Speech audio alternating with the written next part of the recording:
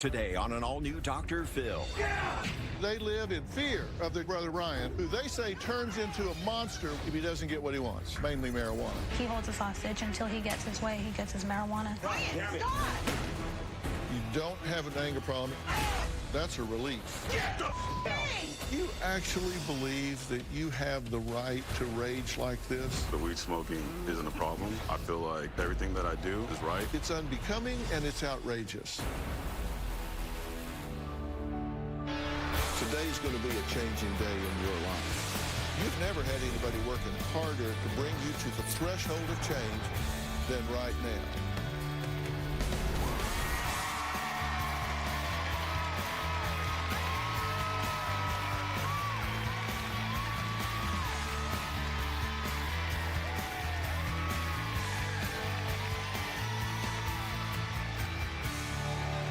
All right, now, Alyssa, Amanda, and their brother Dylan say they live in fear of their 25-year-old brother Ryan, who they say turns into a monster with big bulging eyes and starts destroying whatever is in his path if he doesn't get what he wants, mainly marijuana.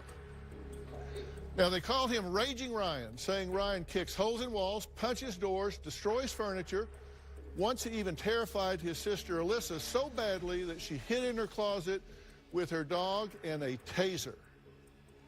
Now, his mother Erica even hid in her closet while doing her interview with our producer Allie out of fear that Ryan might hear her and take his temper out on her. And what happens if someone doesn't fulfill his every demand, such as giving him money, marijuana, or making sure he gets his favorite meals? Well, the family says the rages just keep coming.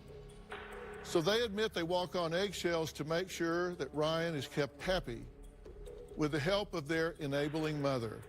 Take a look. Ryan just acts like a big baby. I forgot to pull the off, and I don't even want to do nothing right now. I swear to God. My older brother Ryan is a loser. Ryan's very crazy, mental, and psychotic. Look, you're gonna get your weed, okay? Serious, when is she gonna come? Over the years, Ryan's smoking habit has taken over his whole life. In order to feel normal, Ryan has to be high. He binges on weed. Ryan just smokes marijuana around the clock, and he just bullies all of us. Ryan brags about his weed and how much he can smoke. These are all my capsules from the weed that I smoke, and this is just not even a quarter of it.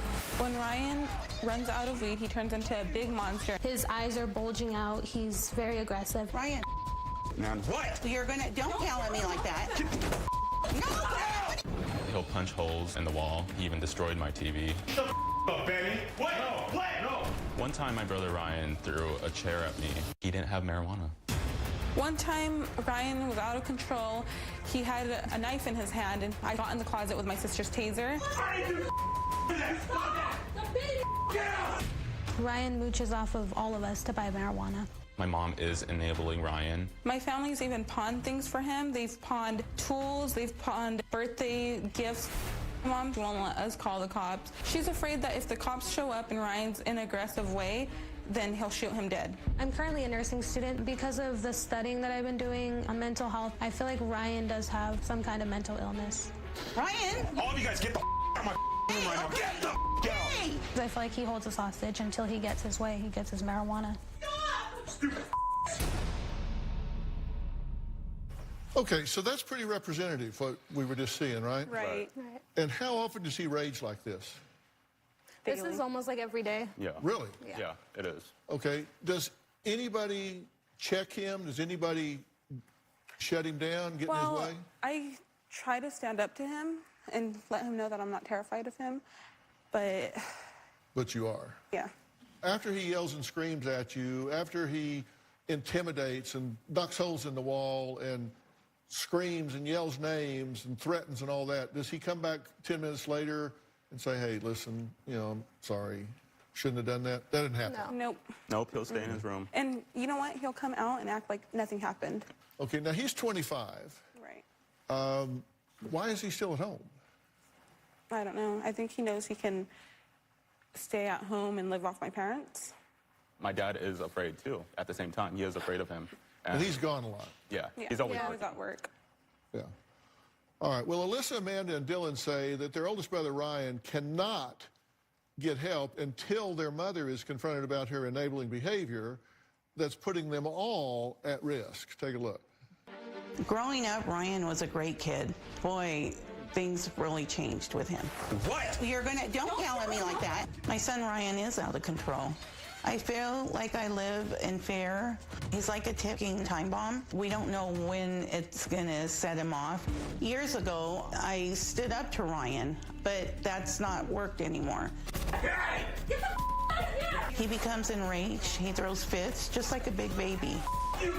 So on one occasion, Ryan got mad and he made a hole in this door. Then on another occasion, he broke the handle right here, and then he also made a hole by punching the door. I enable my son because I don't know what else to do at this point.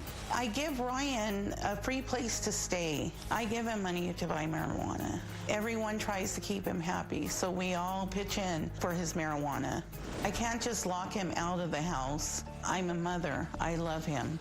I even wrote into Dr. Phil's show 4 years ago, but I backed out because I was afraid. But now I'm at the point where I just can't take it anymore. I just want to pack up everything and leave this house, leave Ryan behind. Okay. They say he's not going to get better if you keep enabling him. Are you enabling him? I don't think I am. Here's my definition of enable. Right. And that is to make something possible, practical or easy, for someone to do or be. And it often perpetuates the problem. Okay. So do you make it possible, practical or easy for him to get the drugs and continue the habit? I do, because I think it's easier to not hear him. Easier for you? For everyone involved, because I'm trying, in a way, I'm trying to protect them also. I kind of made a list of the things that I'm hearing that sound like you're enabling him. Let me see what you think about those things. Okay. Well, you allowed him to drop out of high school. Mm-hmm. You chased after him and drove home after he raged at the store. You drove to husband's work to get him money. He wanted money. You drove to your husband's work to get him the money to buy the drugs with. Because he was making, You faked a heart attack to calm him down. Yes. Did it? Nope. You support him. You pay his rent, groceries, utilities. You cook his favorite meals. Yes. You serve him food before anybody else. Oh, yes. You buy marijuana for him. Yes. You pay to fix the damage that he's done. Yes. He tears it up, you pay to fix it. Yes. Okay. No consequences for raging, destroying property. There's no consequences. I'm afraid not, no. That sounds pretty bad. Because it is.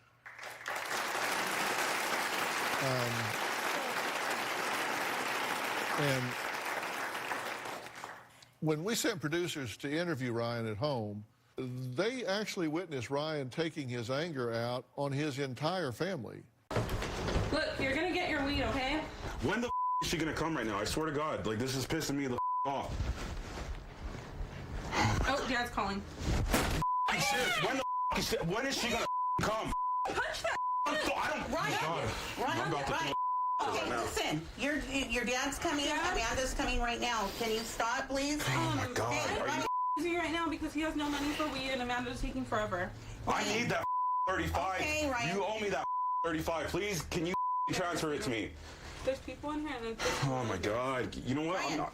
Ryan, Man, what? don't yell at me like that.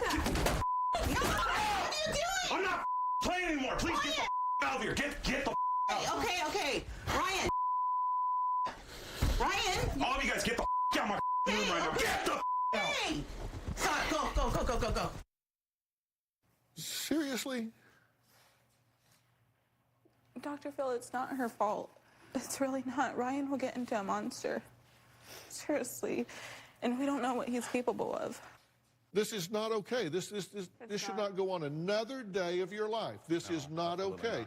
And you say, I'm his mother, so I love him, so I'm going to continue to allow him to... Do you think this is in his best interest? No, it's not.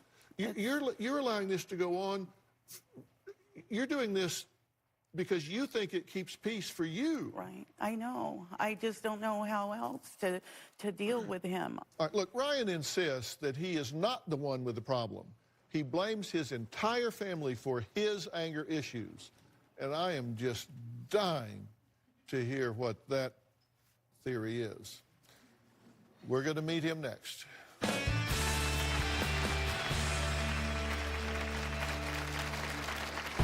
I feel like I'm being misunderstood. My family thinks I have an anger problem because I stand up for myself. God, Ryan! If anything, they should look up to me. If they just kick back and take a little hit, they'll maybe relax.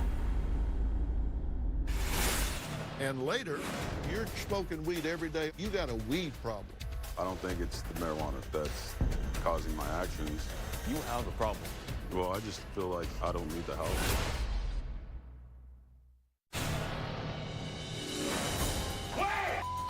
My brother Ryan's behavior has taken a toll on all of us. Get out of here. Life at home with my brother is like hell. It's mentally exhausting. Ryan's mood controls everyone in the house. If Ryan's in a bad mood, everyone's in a bad mood. All of Ryan's behavior has really affected my mom. I'm really worried that my mom can have a heart attack. Go. I feel like my mom needs to stand up to Ryan. My mother does need to grow a backbone and tell Ryan who's in charge here.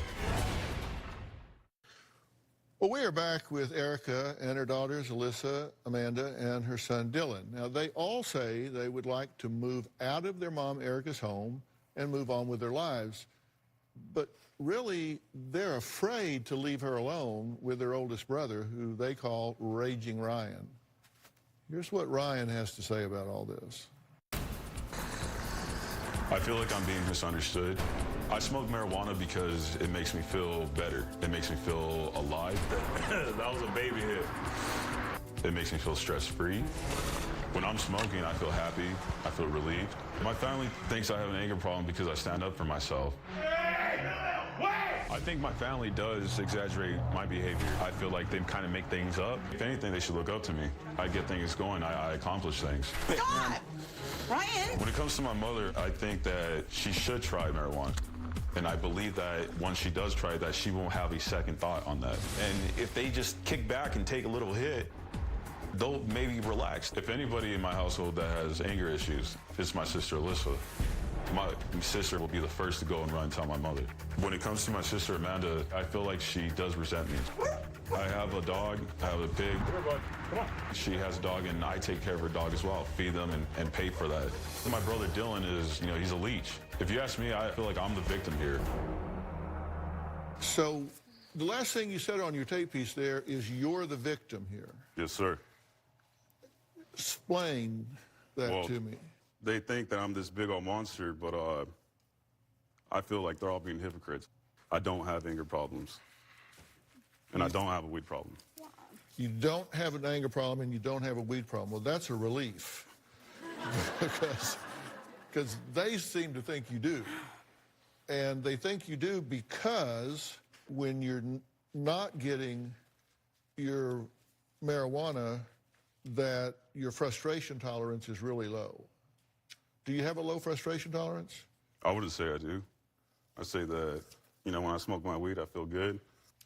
When we were there to tape with you, you were pretty frustrated. Look, you're gonna get your weed, okay? When the is she gonna come right now? I swear to God, like, this is pissing me the off. Oh, Dad's calling. I'm serious. When is she gonna come? Punch that. Ryan, okay, listen. Your dad's coming. Amanda's coming right now. Can you stop, please? Oh my God. Hey, Ryan. Right now because he has no money for weed and Amanda's taking forever. I need that 35. Okay, Ryan. You owe me that 35. Please, can you transfer it to me? There's people in here and it's Oh my God. You know what? Ryan.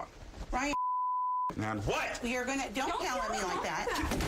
No, what are you doing? I'm not playing anymore. Please get the out of here. Get the Okay. Ryan.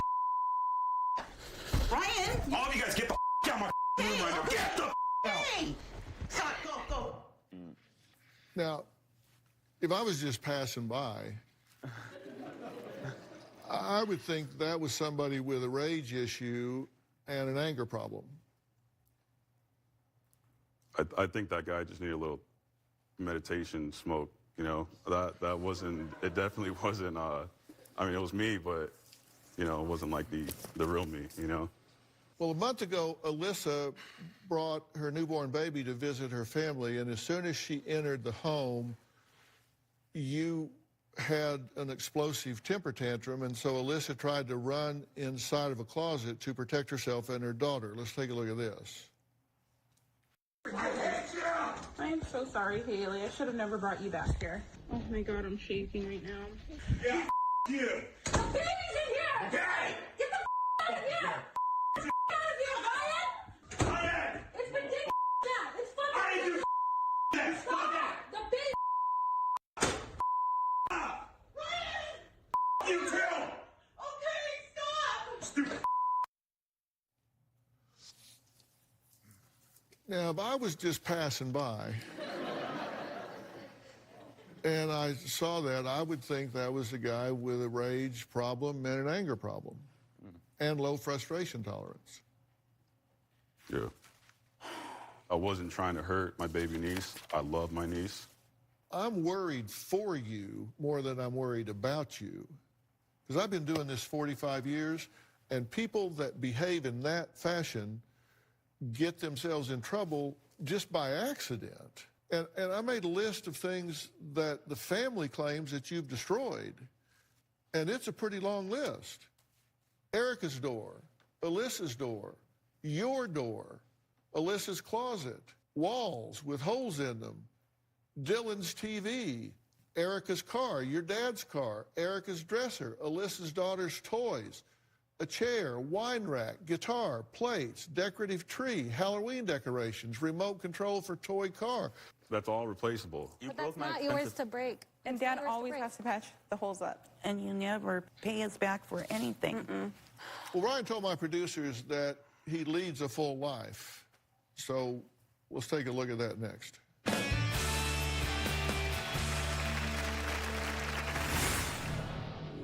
My first job, I forked over every single check. So that way, you know, we had our utilities on. I deserve the lifestyle that I'm living. You have the right to rage, is what you're saying. I've been interested in singing since I was 5 or 6 years old. I love to sing country music. Ryan has a really good voice. Cruising down on the road. It makes him happy when he sings. I have big plans of pursuing my singing career. I tried out for the X Factor. I got turned down. You know, I took it hard. That didn't work out for him, so he just gave up. His marijuana has taken over his life, and he's made it more important than his singing career. Dr. Phil's on the phone, trying to make me feel all wrong. Yet the producers tell me to make a man of me. Well, we're talking to siblings, Alyssa, Amanda, and Dylan, who all agree on one thing, that their big brother Ryan is a bully who they say needs to grow up and move out of his mother's house. But Ryan says he leads a full life and has no reason to change anything. Just seeing marijuana, my mouth waters.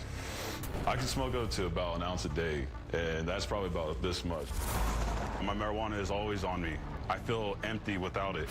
I sleep with weed next to my bed. I wake and bake. Before I shower, I just grab the bong.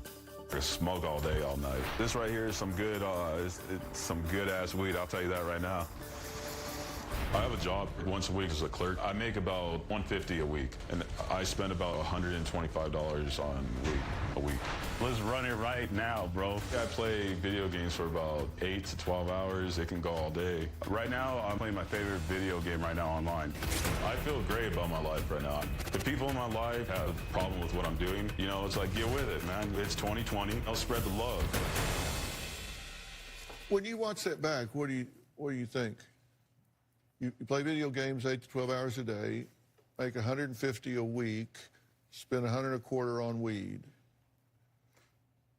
I think I think what I'm doing right now is what I deserve. You know, after everything that I've done in my life for everyone, you know, at a young age, You know, my first job, I forked over every single check.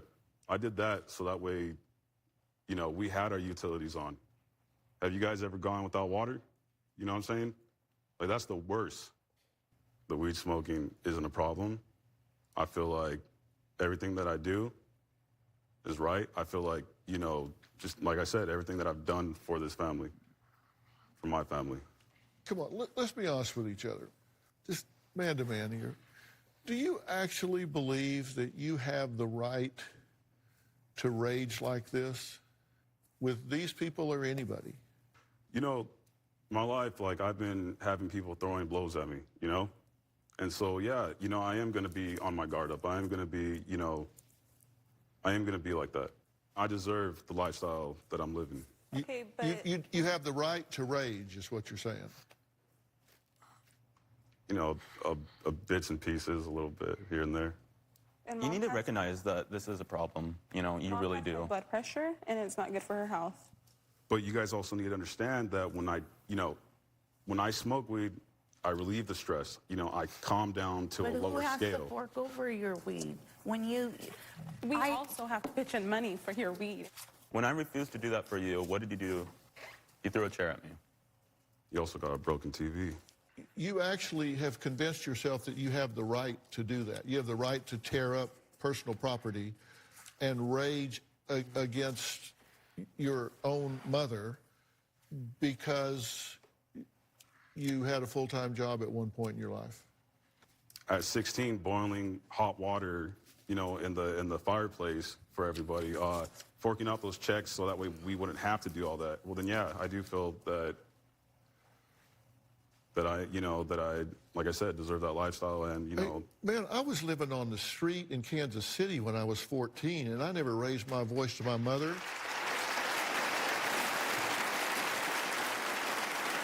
I never raised my voice to my mother in my entire life. And you justifying that because you had to put a paycheck towards utilities just simply doesn't wash. You're an able-bodied man, 25 years old. You ought to be working a full-time job.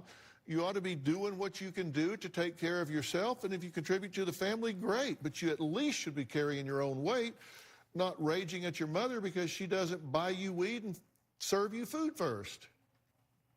And you're in denial. If you're having that big of a reaction and you're smoking weed every day, you got a weed problem. And you need to be honest with yourself about that. Well, Ryan says Dylan is a hypocrite because he also lives at home and smokes marijuana. Wonder if he rages too. We'll find out after the break.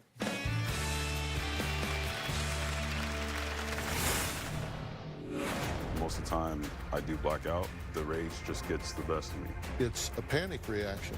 And you claim you don't have an addiction problem. You clearly do. Both my sons, Ryan and Dylan, smoke marijuana. I do smoke marijuana as well, but I only do it occasionally. I feel like he's a hypocrite because he does smoke marijuana. He tries to tell me not to smoke it. What Ryan needs to understand is I don't let marijuana control my life. I don't let it control my behavior. I know how to control it.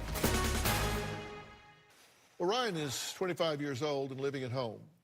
He admits that he spends his days smoking marijuana, playing video games, and eating his mother Erica's cooking. Now, the family says it's time for Ryan to grow up, stop raging, get a real job, move out, and get on with his life.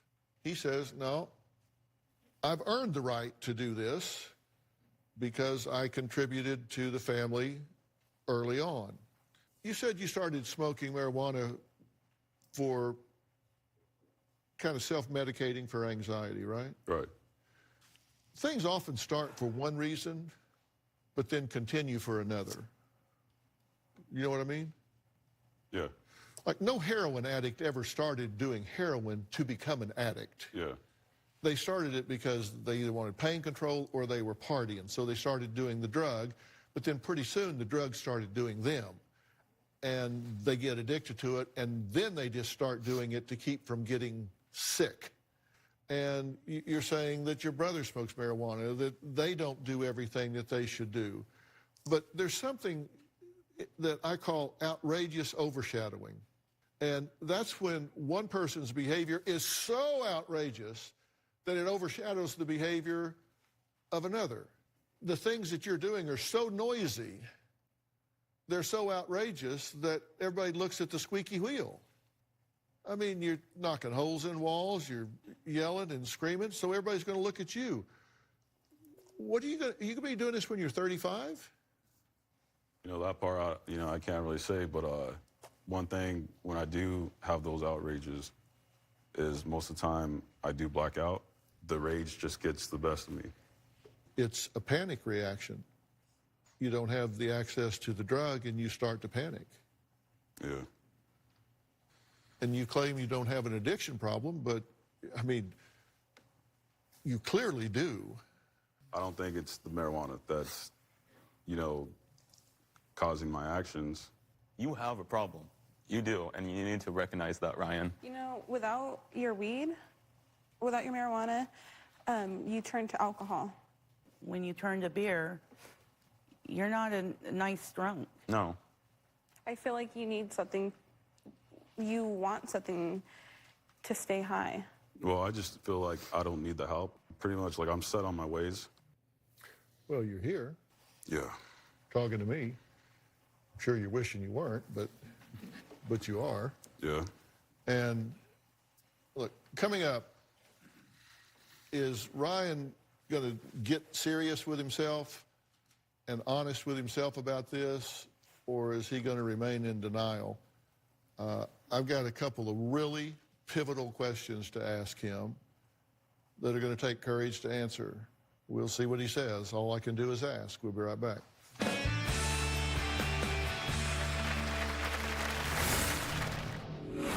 I'm a pretty good mind reader. Here's what I'm reading.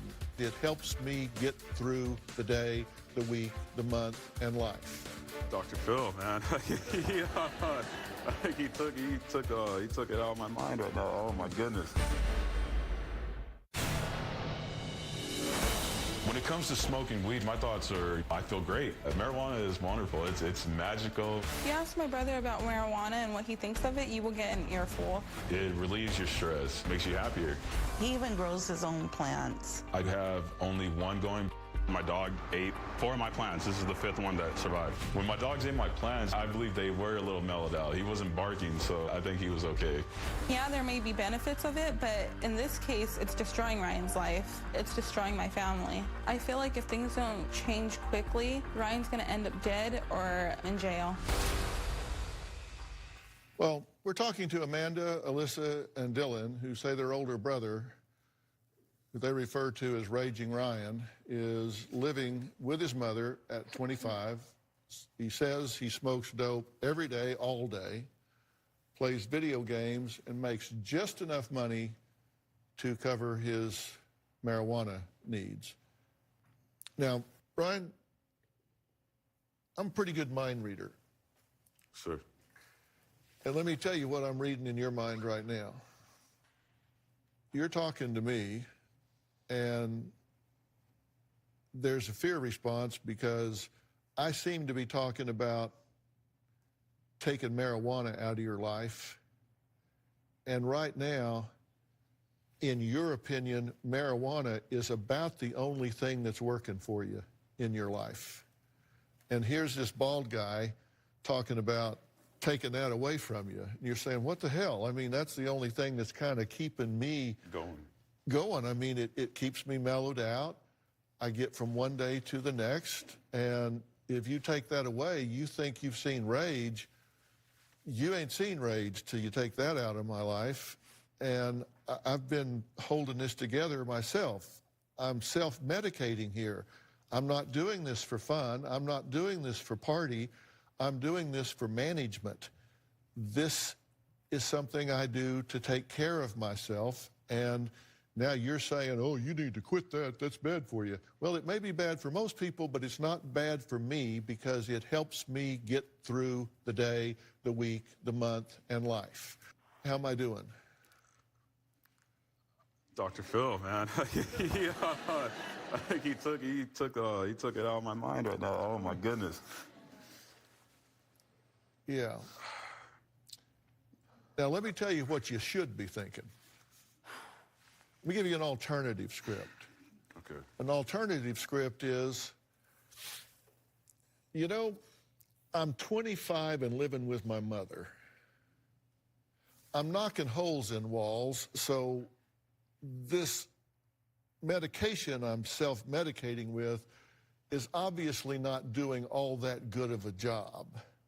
It hasn't solved any problems, it's just masking them. And I've got talent. I should be, at 25, living on my own, supporting myself, pursuing a career in music or whatever it is that lights my fire. But if I've got a problem with anxiety or something, if somebody's got a better way to handle that, then give it to me. Just don't take the one thing I've got to self-manage away from me and not put something in its place. You want to take that away? Fine. Give me something better. That is what I would want you thinking if you were listening to me. Because you are raging and you're blacking out, which means you don't realize what you're doing. And what's going to happen is you're going to accidentally run into Amanda, knock her down. She's going to trip and fall accidentally, hit her head on the corner of a table, and you're going to be up for manslaughter. Or you're going to just accidentally bump into somebody. Hurts. You're a big, strong guy. You're an all-day sucker if somebody tries to control you when you're raging. You're going to hurt somebody even if it's accidental. And you're going to wind up in jail. And that's going to be a bad situation.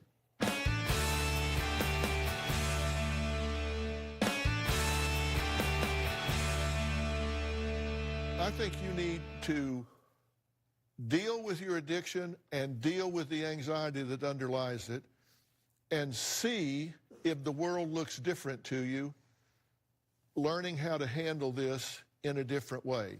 And I'm prepared to give you the option to do that. I'm prepared to put you into a serious dual diagnosis treatment program that will deal with what's going on with you inside and deal with your addiction problem all at the same time and give you a chance to hit the reset button and start your life, because I think you deserve it. I think you're a good guy. I think you're a talented guy. And I think you deserve the right to have a restart. And I've brought some people here today. I want to introduce Deanna Crosby, the clinical director, and Brooke McKenzie, the director of assessments and intake, both from New Method Wellness. And New Method Wellness is a dual diagnosis substance abuse treatment center located in the beautiful oceanfront community of San Juan Capistrano. It provides a vast array of treatment modalities catered to each of their clients' needs. And it's an emphasis on blending evidence-based therapies with holistic therapeutic approach. You guys can help him, right? Absolutely, Ryan. We're at a pivotal moment right now, and I want you to be really excited about this, because what Deanna and I are here to offer is something truly groundbreaking for you. I think we want for you what we want for every New Method Wellness client, which is a first-rate opportunity to experience world-class treatment in a beautiful coastal setting. And Deanna, as our clinical director, I know you can share something with Ryan that's meaningful. Ryan, I think New Method Wellness could teach you to completely change your life. You have so much going for you, and you need to tap into those resources, and you need to be the best man you can be. I just fear for my life without having the weed. And I've never confessed that to anyone. I feel lost at the moment. I can feel Mary Jane leaving, and it's like a breakup, you know. It's just a. Maybe you need that. That may sound funny, but it's true. Terrifying. You know. Listen, you're being completely honest, and when I was reading your mind, I said, if you're gonna ask me to not do this, then you got to give me something to take its place. And I'm just asking you to take a leap of faith with me that I'm not going to leave you out there by yourself. We're not going to leave you in some kind of horrible withdrawal where anxiety just comes up and chokes you to death. We're going to walk with you step by step by step. You're not going to do this alone. but it takes courage to say yes.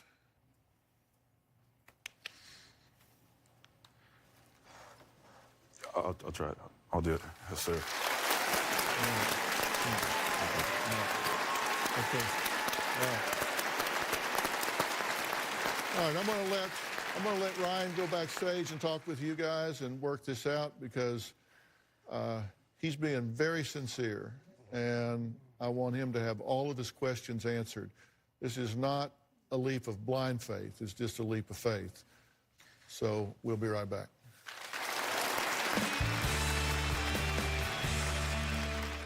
I'd like to thank all of my guests today, including my friends from New Method Wellness, Clinical Director Deanna Crosby, and Director of Assessments and Intake, Brooke McKenzie, for their offer to help Ryan.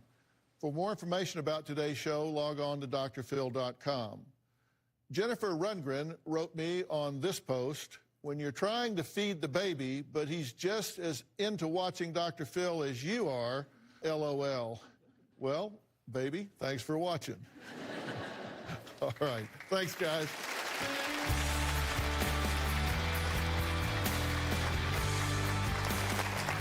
You know, people always ask me what I love most about Robin. Well, there's not enough time to say. I mean, right? I definitely love her smile. And my mother always told me, if you want her to fall in love with you, make her laugh. Oh, she was so sweet. She really precious, was, yeah. yes. We miss her. But every time she laughs, I fall in love all over again. Right? Oh, well, that's so sweet. Now, I'm kind of conflicted because I feel like I should laugh right now for you, but Yeah. what you just said kind of makes me want to cry. No, well, you can do either one.